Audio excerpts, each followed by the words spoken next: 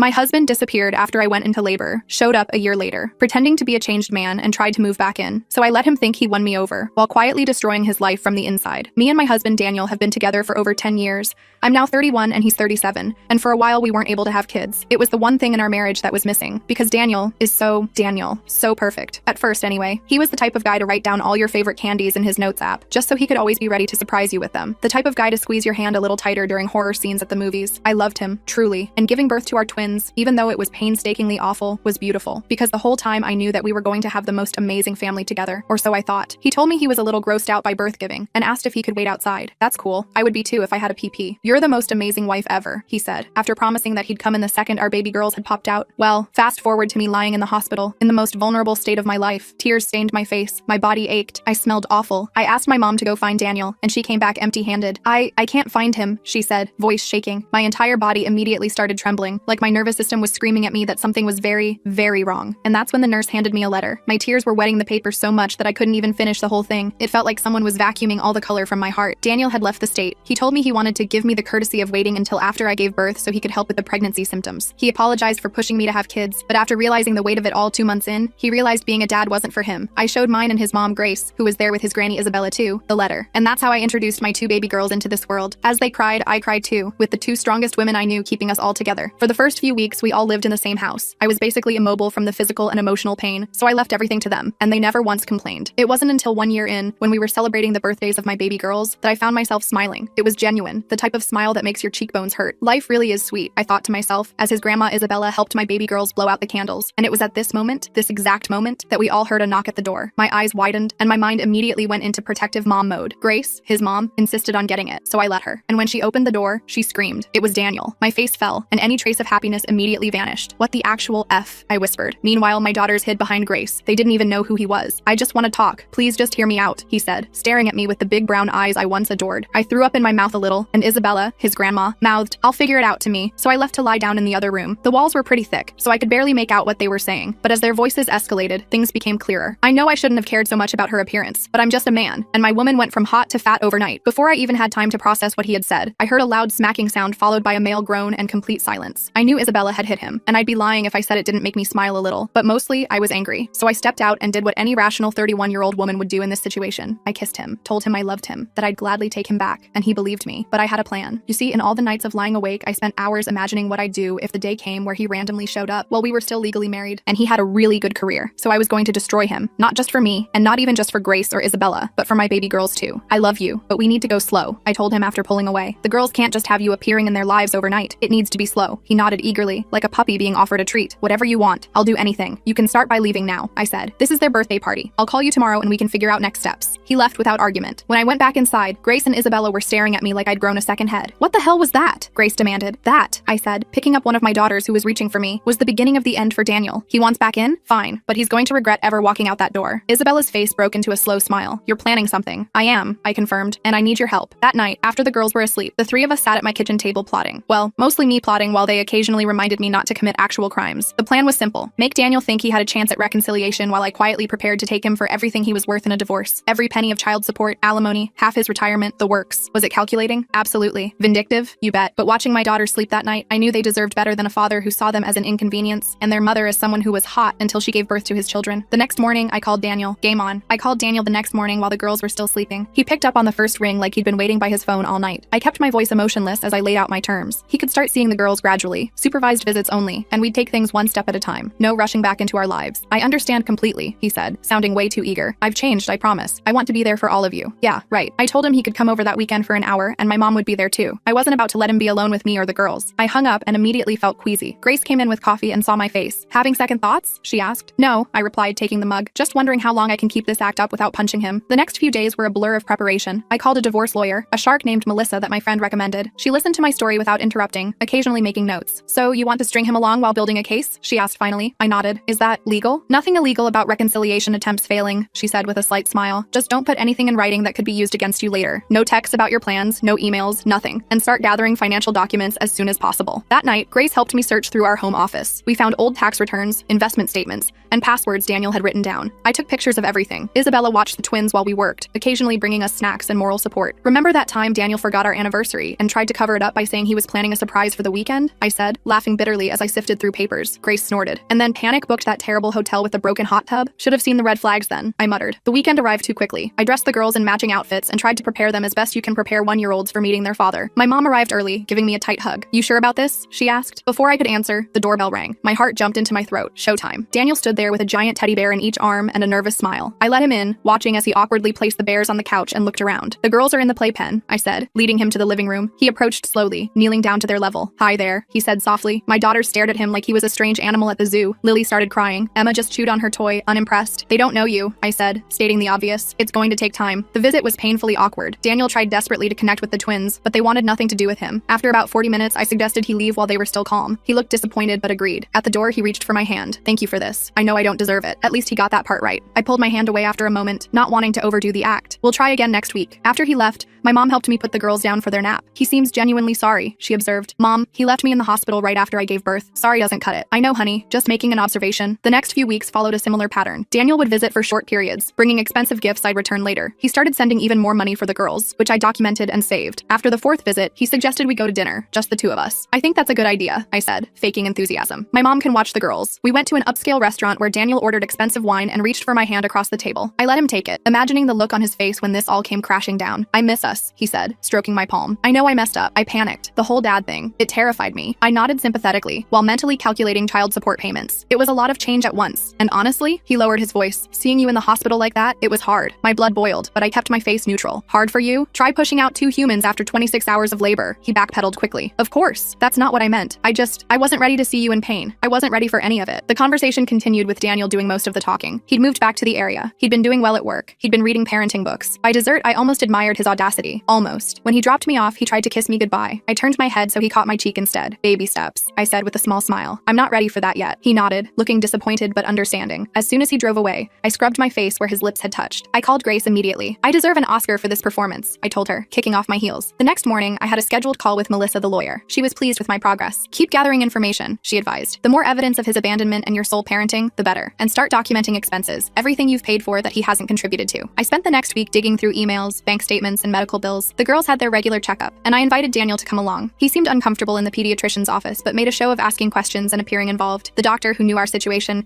gave me a questioning look. I subtly shook my head. After the appointment, Daniel suggested we all go for ice cream. It was the first time we'd been out as a family, and it felt weird. A couple at the next table smiled at us. Your daughters are adorable, the woman said. Thank you, Daniel replied proudly, as if he'd been there all along. They're daddy's little princesses. I nearly choked on my ice cream. The audacity of this man. When we got home, I made an excuse about the girls needing naps and sent him on his way. That night, Isabella came over for dinner. I told her about Daniel's daddy's little princesses comment, and she nearly threw her fork across the room. The nerve, she exclaimed. That boy needs another smack upside the head. Don't worry, I assured her. What I'm planning will hurt way more than a smack. 2 months into our reconciliation, Daniel suggested he start staying over occasionally to help with night feedings and really bond with the girls, he explained. I panicked a bit, but realized this might actually help my case. I consulted with Melissa, who agreed. Document everything, she reminded me. Every time he sleeps through the crying, every diaper he refuses to change. So Daniel started staying over 1 night a week. He took the guest room, which I insisted on to take things slow. The first night, both girls woke up crying at 2 a.m. I waited to see what he would do. Nothing. I ended up handling it myself while he snored through the whole thing. In the morning, I casually mentioned it. Rough night with the girls. Oh, I didn't hear them, he said, sipping the coffee I'd made. You should have woken me up. Next time, I lied, but there was never a next time. Daniel slept through every nighttime wake-up, claimed to be on important work calls during messy diaper changes, and generally proved exactly what I already knew. He wasn't father material. One night, after he'd been staying over weekly for about a month, he tried to make a move. We were watching TV after the girls were asleep, and he slid closer to me on the couch, putting his arm around me. I've missed this, he whispered, leaning in. Everything in me wanted to push him away, but I forced myself to stay in character. I let him kiss me briefly before pulling back. It's still complicated, I said. I'm not ready for more. He looked frustrated but nodded. I understand. I'll wait until you're ready. That night, I took the longest shower of my life, trying to wash away the feeling of his lips on mine. I reminded myself it would all be worth it in the end. As the weeks passed, I noticed Daniel getting more comfortable and more presumptuous. He started leaving things at the house, a toothbrush, a change of clothes, then more clothes. He began referring to the girls as our daughters in public. He posted a picture of all 4 of us on his Instagram with the caption, "Family reunited." I nearly lost it when I saw that, but Melissa advised me to stay calm. We're building a case, she reminded me. Every overstepping move helps us. 3 months into our reconciliation,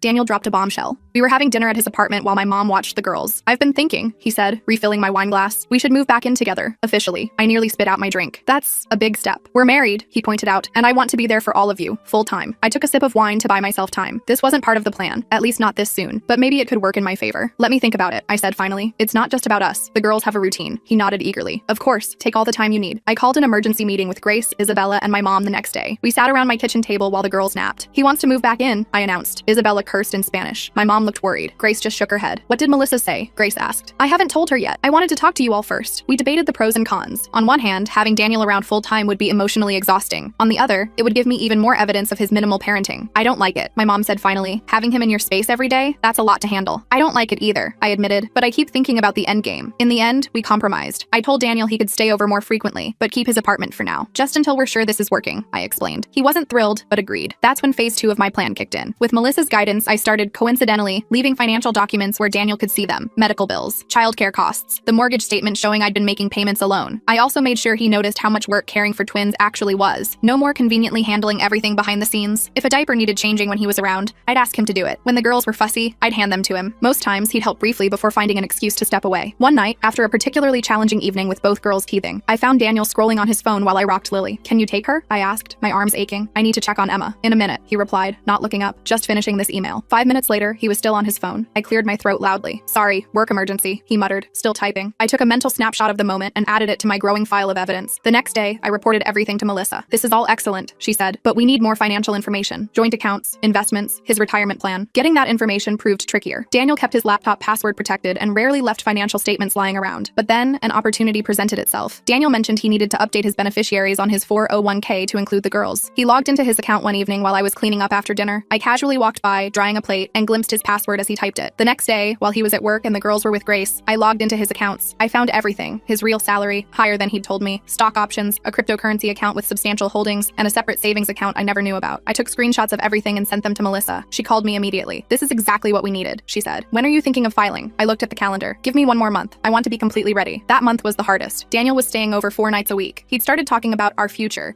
and even mentioned having another baby someday. Each time he brought it up, I'd smile and nod while mentally adding it to my evidence file. Grace noticed the toll it was taking. You look exhausted, she said during one of her visits. And not just new mom exhausted. I'm fine, I insisted, just ready for this to be over. You don't have to go through with it, you know, she said gently. You could just file for divorce now. I shook my head. After what he did? How he left? No, he deserves this. The breaking point came unexpectedly. Daniel was supposed to watch the girls while I went to a doctor's appointment. I came home early to find them crying in their playpen while he was on a video call in the kitchen, headphones on, completely oblivious. I saw red. I picked up both girls, comforting them while glaring at Daniel. He finally noticed me and quickly ended his call. They just started crying, he claimed. I was about to check on them. Sure you were. I didn't say anything, just took the girls to their room to change them and calm them down. When I came back out, Daniel was acting like nothing had happened, asking what I wanted for dinner. That night, I called Melissa. I'm ready, I told her. Let's file. She had the paperwork prepared within days. We just needed to decide how to serve him. I wanted maximum impact. His company is having a team dinner next Friday, I mentioned. He's been talking about it all week. Melissa smiled. Perfect. The week leading up to Friday, I played my part perfectly. I was affectionate with Daniel, made his favorite meals, and even suggested we look at houses with bigger yards for the family. He was completely blindsided. Friday evening, Daniel got dressed up for his team dinner. He kissed me goodbye, promised not to be late, and headed out the door. 2 hours later, I got a text from the process server confirming delivery. Then my phone exploded with calls and texts from Daniel. I didn't answer. Instead, I sent a single text. Please direct all communication through my attorney. Then I blocked his number. Grace and Isabella came over that night with wine and takeout to celebrate. We put the girls to bed early and had an impromptu party in my living room. To freedom, Grace toasted, raising her glass. And justice, added Isabella. I should have felt relieved, but mostly I felt tired. The months of pretending had drained me, but at least the worst was over, or so I thought. The next morning, I opened my front door to find Daniel sleeping in his car in my driveway. When he saw me, he jumped out and rushed toward me. We need to talk, he demanded, looking disheveled. What the hell is this divorce thing? After everything, I stepped back inside and started to close the door. Like I said, talk to my lawyer. He stuck his foot in the doorway. You can't do this to me, he hissed. I came back. I tried. You led me on. Something in me snapped. Led you on? You abandoned me and your newborn daughters. You left me in the hospital. And you think you're the victim? I pushed against the door hard enough that he had to move his foot or risk injury. Then I slammed it shut and locked it, my heart racing. Through the peephole, I watched him pound on the door for a few minutes before finally giving up and leaving. I called Melissa immediately to report what happened. She advised me to document everything and consider getting a restraining order if his behavior escalated. Daniel tried everything over the next week. He sent flowers. He emailed long apologies. He even got his mother to call me, though Grace had already warned her what was happening, so that backfired on him. When none of that worked, he switched tactics. I received a letter from his attorney claiming I had fraudulently misrepresented my intentions during our reconciliation period. I forwarded it to Melissa, who laughed it off. Let them try to prove that in court, she said confidently. Meanwhile, we have documented abandonment, minimal childcare participation, and financial concealment. The divorce proceedings turned ugly fast. Daniel contested everything: custody, support amounts, property division. He claimed I tricked him into reconciliation just to get more money. His lawyer painted me as a calculating gold digger who had manipulated a remorseful husband, but Melissa was better. She presented evidence of Daniel's absence during the girls' first year, his minimal involvement in their care even during reconciliation, and most damning, his own words about abandoning us because he wasn't ready to be a dad. She even had affidavits from the hospital staff about his disappearance during the birth. forth. The judge wasn't impressed with Daniel's claims. 4 months of contentious legal battles ended with a ruling largely in my favor: primary physical custody,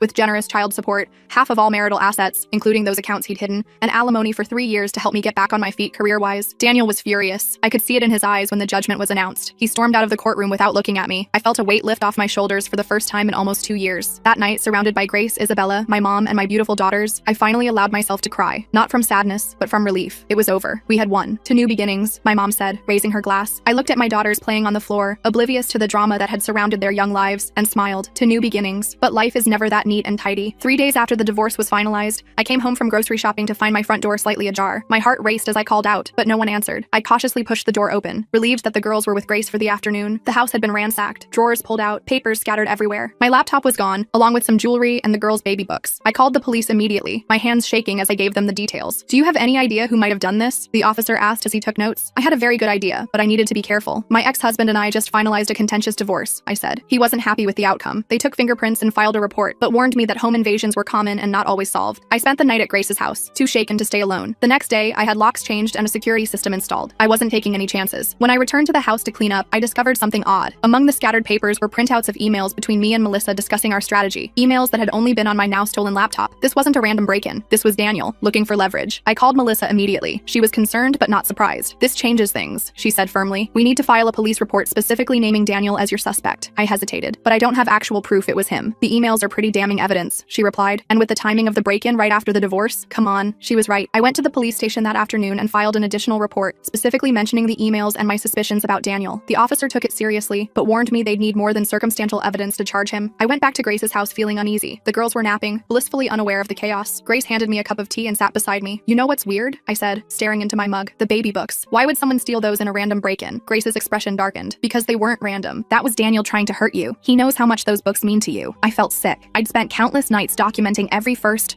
smile, first tooth, first steps. Those books were irreplaceable. For the next week, I stayed at Grace's while my security system was being installed. I jumped at every noise and checked my phone constantly for updates from the police. Nothing. Then I got a text from a number I didn't recognize. Found something that belongs to you. Meet me at Westside Park, 2 p.m. Come alone. I showed Grace and Isabella, who both immediately said, don't go. It's obviously a trap, Isabella added, her eyes narrowing. But what if it was about my laptop or the baby books? I couldn't just ignore it. What if I don't go alone? What if we all go and you two stay in the car watching? They reluctantly agreed to my compromise. At 1:45, we pulled into the park parking lot. I spotted Daniel's car immediately and felt my stomach knot. That's his car, I told them. Stay here. If I'm not back in 15 minutes, call the police. Walking across that park was one of the hardest things I've ever done. Daniel was sitting on a bench, a backpack beside him. He looked up as I approached, his expression unreadable. Didn't think you'd show, he said, not getting up. Where are my things? I demanded, staying a safe distance away. What things? He asked innocently. I just wanted to talk without lawyers. I turned to walk away. I'm not playing games, Daniel. Wait, he called, reaching into the backpack. He pulled out one of the baby books. Looking for these? My blood boiled. You broke into my house? You stole from me and the girls? He shrugged. Technically, they're my daughters too. I wanted some memories. You weren't there for those memories. I shot back. You have no right to those books. I have every right. He snapped, suddenly angry. You manipulated me, pretended we were reconciling while plotting against me the whole time. I laughed bitterly. Oh, that's rich coming from you. You abandoned us when we needed you most because what? I wasn't hot anymore? He flinched. I made a mistake. I tried to fix it. No, you tried to erase it. You wanted to pretend it never happened. I stepped closer, finding courage in my anger. Give me back my things, Daniel. All of them. He clutched the book tighter. Or what? Or I press charges for breaking and entering. I'll call the police right now. He stared at me, trying to gauge if I was bluffing. I held his gaze steadily. Try me. We stared at each other for a long moment before he finally sighed and handed over the book. The rest is in my car. I followed him to his car, keeping a safe distance. Grace and Isabella were watching intently from our vehicle. Daniel opened his trunk and pulled out a box containing my laptop and the other baby book. No jewelry, but I didn't care about that. Is that everything? I asked coldly. He nodded, then hesitated. I never meant for things to go this far. Which part? Abandoning us? Breaking into my house? Stealing our children's memories? All of it, he admitted quietly. I panicked when you had the babies. Seeing you like that, I couldn't handle it. Then when I came back, I really thought we could fix things. For a brief moment, I almost felt sorry for him. Almost. But then I remembered those weeks in the hospital, alone with newborns, crying myself to sleep. You don't get to fix abandonment, Daniel. Actions have consequences. He looked defeated. So what now? Now, you stick to the custody agreement. You show up for your scheduled visitations. You be a father to your daughters. Not because of me, but because they deserve it. He nodded slowly. I want that too. Then prove it, I said, taking the box from him, and stay away from my house. I walked back to Grace's car with my recovered treasures, feeling oddly calm. I'd faced Daniel without breaking down or giving in, and it felt empowering. What happened? Grace demanded as I got in. I got my stuff back, I said simply, and maybe gave Daniel something to think about. The next few weeks were surprisingly quiet. Daniel made no attempt to contact me outside of arrangements for his visitation. He actually showed up for his scheduled time with the girls, bringing appropriate toys and snacks. The first few handoffs were tense, but we kept it civil for the girls' sake. 3 months passed. The girls were growing so fast, developing their own little personalities. Lily was bold and adventurous, while Emma was thoughtful and cautious. They had started saying more words, including Dada, when Daniel came for visits. It was bittersweet to hear, but I reminded myself that this wasn't about me or my feelings toward Daniel. This was about them. One Saturday morning, Daniel arrived to pick up the girls for his visitation looking nervous. "Can we talk for a minute?" he asked after the girls were secured in his car. I crossed my arms. "About what?" "I got offered a job in Chicago. It's a big promotion," he said, looking conflicted. My heart sank. After all this, was he leaving again? But I turned it down. He continued, "I'm not leaving the girls again. I've already missed too much of their lives." I was genuinely surprised. "That's good, Daniel. They need consistency." He nodded. "I know that now. I'm also starting therapy. For real this time." He paused. "I'm not telling you this to get back together or anything. I just wanted you to know I'm trying to be better. For them." For the first time since that day in the hospital, I felt like Daniel might actually be growing up. "Thank you for telling me." After he left with the girls, I sat on my porch steps thinking about how much had changed in 2 years. I wasn't the same person who had once adored Daniel unconditionally. That woman was gone, replaced by someone stronger, more cautious, but also more compassionate. I had learned to stand up for myself and my daughters, even when it meant making difficult choices. The next week, I decided it was time for a fresh start. I'd been living in the house Daniel and I bought together, surrounded by memories of our failed marriage. With my settlement money, I could afford to move somewhere new, somewhere without ghosts. I found a lovely 3-bedroom house with a big backyard, perfect for the girls to play in. It was closer to Grace and Isabella too, which was a bonus. Moving day arrived, and to my surprise, Daniel offered to help. "You don't have to," I told him when he showed up in jeans and an old t-shirt. "I want to," he insisted. "Consider it part of my amends." We spent the day moving boxes and furniture, keeping interactions brief but civil. By evening, the big items were in place, and the girls were exploring their new bedrooms with excitement. As Daniel prepared to leave, he handed me an envelope. "This is for you. Don't open it until I'm gone, please." After he left, I sat on my new porch swing and opened the envelope. Inside was a letter and several pages of official-looking documents. The letter was simple. "I know this doesn't fix what I did, but I hope it helps. The house is completely yours now. I've signed over my half. No strings attached. The girls deserve stability, and you deserve peace. Daniel." I flipped through the paperwork. He had indeed transferred his ownership of our old house to me. It was a significant financial gift that would give me additional security for the girls' future. That night, after putting the twins to bed in their new room, I called Grace to tell her about Daniel's gesture. "Do you think he's really changed?" she asked skeptically. "I don't know," I answered honestly. "And frankly, it doesn't matter. What matters is that he's showing up for the girls consistently now." Over the next few months, co-parenting with Daniel became almost normal. He never missed a visitation. He attended their doctor appointments. He even volunteered to take them an extra day when I caught the flu. It wasn't perfect. He still sometimes looked overwhelmed by twin toddlers, but he was trying. 6 months after we moved, the girls turned 2. We decided to have a small party at my new house. Daniel would come, along with Grace, Isabella, my mom, and a few friends. I was nervous about hosting my ex for a social event, but it felt important for the girls. The party went surprisingly well. The girls were delighted by the attention and cake. Daniel kept a respectful distance from me, but interacted warmly with everyone else. I caught Grace giving him cooking tips and had to smile at how far we'd all come. After everyone left, I was cleaning up when I found a small gift bag tucked behind the presents table. The tag said, "For Mom," in Daniel's handwriting. Inside was a beautiful leather-bound journal and a note. "Thought you might need a new one for their next chapter. Thank you for being an amazing mother to our girls." I felt a complex mix of emotions, gratitude, sadness for what might have been, but mostly peace. Daniel and I would never be what we once were to each other, but maybe we could be decent co-parents. Maybe that was enough. As the twins' second birthday party faded into memory, life settled into a new rhythm. I returned to work full-time, finding a job that allowed me partial remote work. Daniel maintained his visitation schedule faithfully. Grace and Isabella remained my strongest supporters, dropping by regularly with home-cooked meals and grandmotherly advice. One evening, as I watched my girls playing in our backyard, I realized something important. We had survived the worst and come out stronger. I had faced abandonment, betrayal, and heartbreak, yet here I was, building a beautiful life for my daughters. The journey hadn't been what I expected when I married Daniel all those years ago. There was no perfect husband, no fairy tale ending. Instead, there were 2 amazing little girls, a tribe of fierce women who had my back, and yes, even a father who was finally stepping up. It wasn't the family I had imagined, but it was ours. And looking at my daughters' smiling faces, I knew without a doubt that it was enough.